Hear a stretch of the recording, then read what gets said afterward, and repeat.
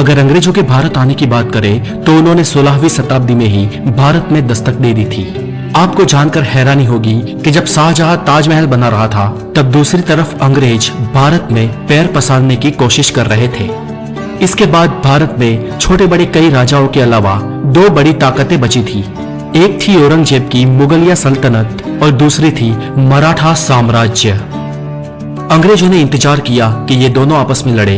अंग्रेजों ने इसके कई प्रयत्न भी किए और इसके सालों बाद अंग्रेज धीरे धीरे विविध जगहों पर भारत में सत्ता में आने लगे और उनकी इन मंशा कामयाब होने में 100 से भी ज्यादा साल लग गए और ऐसे साल आया 1800 का। तो चलिए दोस्तों, आज इस वीडियो में हम जानते हैं कि सन 1800 में भारत कैसा था।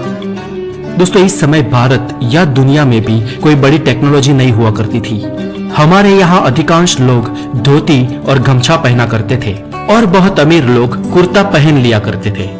बाद में अंग्रेजों की शर्ट और टी शर्ट को भी कुर्ता ही कहा जाने लगा। आज भी अगर आप उत्तर प्रदेश या पश्चिम बिहार में जाए तो कुछ वरिष्ठ लोग शर्ट और टी शर्ट को कुर्ता ही कहते हैं। उस समय ज्यादातर जगहों पर भीड़ भाड़ नहीं हुआ करती थी। पूरे भारत में करीब 16 करोड़ ही लोग थे और यहाँ पर पूरा भारत यानी कि अखंड भारत, जो भारत, पाकिस्तान, बांग्लादेश, बर्मा और अफगानिस्तान से मिलकर बना था। यानी कि आज के इन 5 देशों के विस्तार में सिर्फ 16 करोड़ लोग ही रहा करते थे। उस समय भारत में बहुत ज्यादा प्रोफेशन नहीं हुआ करते थे। अधिकांश लोग तो किसान ही हुआ करते थे जो पूरा दिन खेतीबाड़ी और पशुपालन करते थे और शाम को अपने घरों में आकर भजन कीर्तन और सत्संग किया करते थे और रात में जल्दी जल्दी सो जाते थे और सुबह फिर से जल्दी उठ जाते थे। यही भारत के ज्यादातर लोगों का नित्य क्रम हुआ करता था।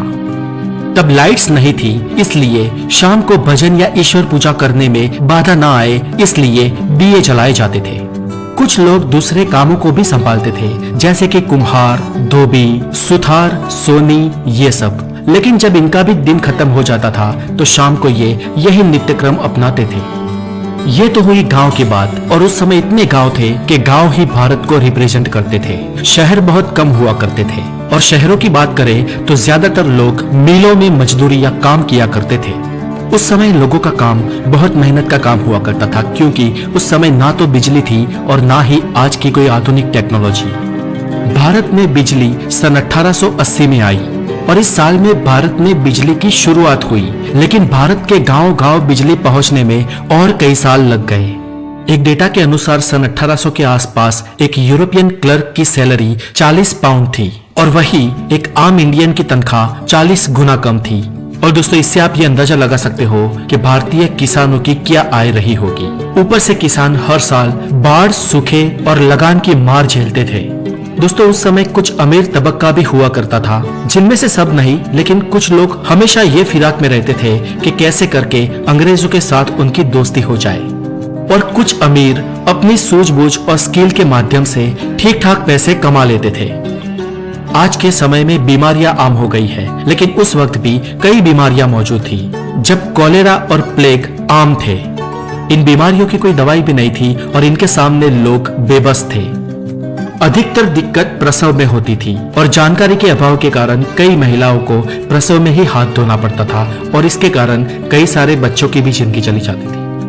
और अगर बात करें उस वक्त के कुछ चुनिंदा लोगों की जिसे खुश कह सकते हैं, तो वो बस वही लोग थे जो या तो कोई अच्छे किंगडम में रहते थे या तो अमीर थे। दबे कुचले लोग गरीबी और बदहाली के कारण ही बेबस थे। एजुकेशन की बात करें तो उस वक्त 10% से भी कम भारतीय पुरुष पढ़े लिखे थे और 1% से भी कम महिलाएं, और इनमें से ज्यादातर आंकड़ा शहरों का ही है। गांव में इससे भी बदतर हालत थे। पर हालांकि ऐसा नहीं था कि वो ना पढ़े लिखे लोग स्किल्ड नहीं थे।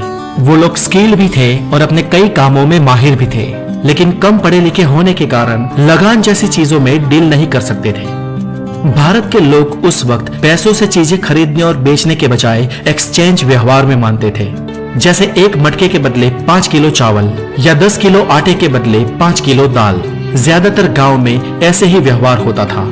चीजों के बदले चीजें दे दी जाती थी और ऐसे गांव में सभी लोगों के पास सब कुछ पहुंच जाया करता था और खासकर गांव से अनाज बाहर बेचने को जाने की भी जरूरत नहीं पड़ती थी। तो दोस्तों 18वीं शताब्दी का भारत कुछ ऐसा था। उस समय कुछ चीजें बहुत ही अच्छी थी तो कुछ बहुत ही खराब। और ऐसा लगभग हर समय में होता है। हर समय कुछ पॉजिटिव और कुछ नेगेटिव्स एक साथ ही पाए जाते हैं। तो आपको कैसा लगा ये भारत, और अगर आप उस वक्त की किसी चीज के बारे में जानते हैं तो हमें कमेंट